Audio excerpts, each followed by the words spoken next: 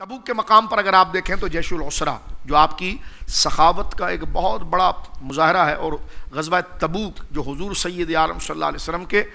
غزوات جو 27 کے قریب ہے، ان غزوات میں سب سے آخری غزوہ ہے جی۔ اور وہ رومیوں کے ساتھ ہے، اور اس وقت مسلمانوں کا لشکر بہت کم ہے اور وسائل مسلمانوں کے پاس بہت کم ہے۔ تو حدیث کے الفاظ آپ دیکھیں، جامع ترمذی میں ہے کہ سرکار علیہ السلام یحث علی جیش العسرۃ، جی حضور علیہ السلام جو لشکر تھا ان مجاہدین کی خدمت کے لیے لوگوں کو ابھار رہے تھے کہ وہ چندہ دیں، کوئی چیز دیں۔ اب آپ دیکھیں حضرت ابوبکر صدیق رضی اللہ تعالیٰ اپنا سارا گھر لے کر آئے، حضرت فاروق اعظم رضی اللہ تعالیٰ اپنا آدھا گھر لے کر آئے، اور اس حدیث پاک میں آتا ہے کہ جب سرکار علیہ السلام یحث علی جیش العسرۃ، جب سرکار دو عالم صلی اللہ علیہ وسلم اس لشکر کی خدمت کے لیے کہ تم کپڑا لے آؤ، ان کے لیے تلواروں کا جو اہتمام کرنا ہے وہ لے آؤ، ان کے لیے پانی کا اہتمام کرنا ہے، سواری کا اہتمام کرنا ہے، ان کے بچوں کے لیے اہتمام وہ کرنا ہے، تو کہتے ہیں کہ فقام عثمان فقالوا یا رسول اللہ الا مئۃ بعیر باحلاسها واقطابها فی سبیل اللہ۔ عثمان غنی کھڑے ہوئے کہنے لگے حضور میری طرف سے مئۃ بعیر، سب سے قیمتی 100 اونٹ ان مجاہدین کے میری طرف سے، اللہ واہ واہ، اس اونٹ کے کجاوے کے اوپر اور اس کی پشت کے اوپر بچھائی جانے والی پتلی چادر وہ بھی میری طرف سے، اور اس پر لکھنے والی ڈولی وہ بھی میری طرف سے، سبحان اور بعض روایت میں آتا ہے جو مجاہد جائے گا اس کا یونیفارم، ان تمام چیزیں میری طرف سے، اس کے گھر کا پیچھے لحاظ یہ میری طرف سے۔ حضور نے جب پھر بات کی تو پھر کھڑے ہو کر کہا کہ حضور 200 اونٹ، 100 تو وہ تھے، اب 200 الگ، یعنی 300 ہو گئے، اسی اہتمام کے ساتھ، یعنی اونٹنی کے اوپر ڈالنے والی چادر، اس کا کجاوا، مجاہد کی تلوار، اس کا خود، اس کا مکمل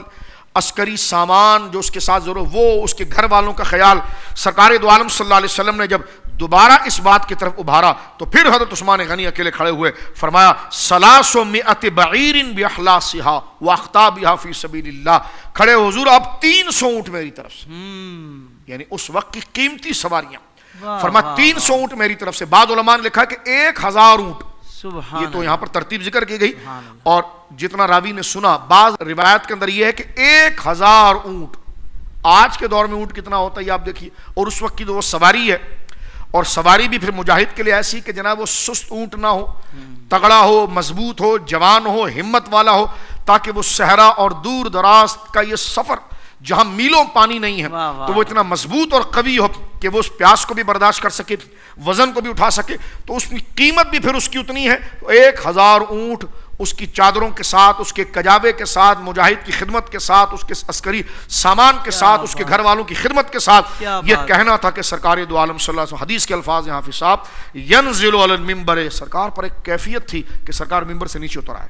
اللہ واہ واہ، سرکار ممبر سے نیچے اتر آئے، کیونکہ اللہ کیا چاہتا ہے اور اللہ کب خوش ہوتا ہے اور اللہ کب ناراض ہوتا ہے الیاذ باللہ، اس کا اظہار رویہ مصطفیٰ سے ہوتا ہے، بے شک، سبحان حضور کے رویے سے ہوتا ہے۔ تو حضرت سیدنا عثمان غنی نے جب یہ کیا تو حدیث کے الفاظ ہے کہ ینزل علی المنبر، آپ ممبر سے نیچے اترے، وہ یقول، اور حضور کیا کہتے تھے، فرماتے تھے ما علی عثمان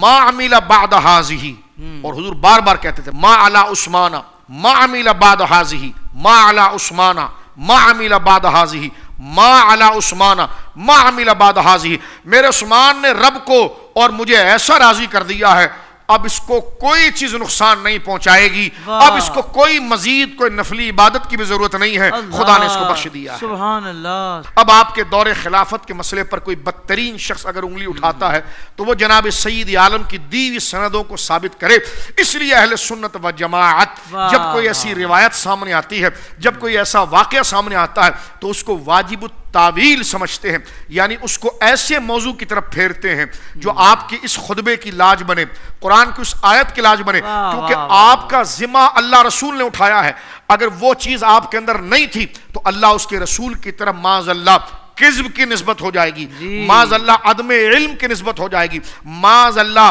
عدم معلومات کی نسبت ہو جائے گی، اور یہ ممکن نہیں ہے۔ لہٰذا اللہ کا علم اور اللہ کے علم ازلی اور اس کی غیبی بشارت کا آپ مظہر ہے، لہٰذا اگر کوئی واقعہ آپ کے دوران خلافت،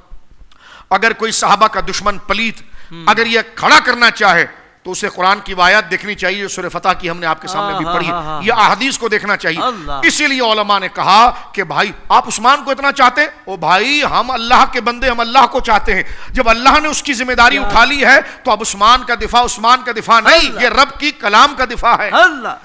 یہ رسول اللہ کے کلام کا دفاع ہے۔ لہٰذا اگر کوئی بات حضرت عثمان کی طرف منسوب ہوگی تو ہم اس میں تعویل کریں گے، مراد کیا ہے، اس کا ایسا بہتر پہلو نکالیں گے کہ جو اللہ کے قول، رسول اللہ کے قول کے ساتھ فٹ ہو جائے، مطابقت کر جائے۔ لیکن اگر اس میں تعویل کی کوئی گنجائش ہی نہیں ہوگی اور وہ کسی کھلے فسق، کسی کھلے گناہ کی طرف اشارہ کر رہا ہوگا تو ہم اس کو اٹھا کر دیوار پر ماریں گے، اس لیے کہ ہم نے قرآن کو لینا ہے۔ اس لیے حضرت سیدنا عبداللہ ابن عمر سے جب پوچھا گیا کہ احد میں تو پیچھے ہٹ گئے تھے عثمان، پیچھے چلے گئے تھے، آپ نے کہا بکواس بند کر، اللہ نے قرآن اتار کر ان کی توبہ کو قبول کر لیا تھا، تو جب اللہ نے توبہ قبول کر لیا ہے تو بعد میں بک بک کیوں کر رہا ہے؟ تو لہٰذا جو چیزیں طے شدہ ہو چکی ہوں اس کو دوبارہ دہرا کر اپنی قبر کو کالا نہیں کرنا چاہیے۔ واہ شاہ جی واہ، سبحان اللہ سبحان اللہ، کمال آپ نے گفتگو فرمائی ہے۔ یہی معیار ہونا چاہیے ایک سنی کا، ایک مسلمان کا، یہی معیار ہونا چاہیے۔